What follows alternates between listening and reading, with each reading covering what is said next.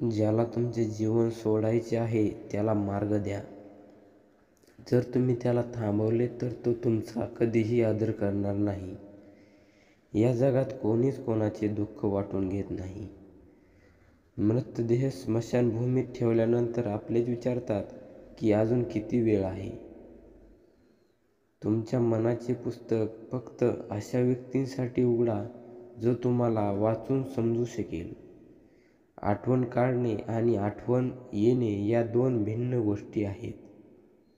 जे आपले आहेत ते आपल्याला आठवतात आणि जे आपल्याला आपले समजतात ते आपली आठवण काढतात. हृदय आणि मनाच्या युद्धात कायमची झोप बेफिजूल ठरते.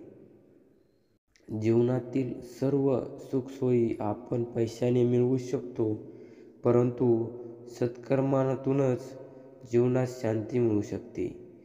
एकटे राहा, कोणीही तुला दुखावणार नाही आणि कोणीही तुला रडवणार नाही. ना कोणी आपले बनवणार ना कोणी सोडणार. जरी तुम्ही एखाद्यासाठी तुमचे अस्तित्व धोक्यात आणले तरी जोपर्यंत तुम्ही त्याच्यासाठी उपयुक्त असाल तोपर्यंत तो तुमचा आहे.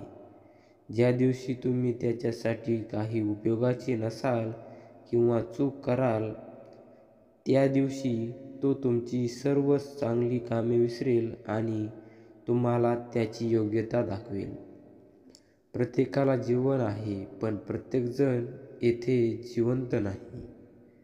आयुष्य हे मित्राद्वारे मोजले जाते आणि प्रगती शत्रूद्वारे मोजली जाते.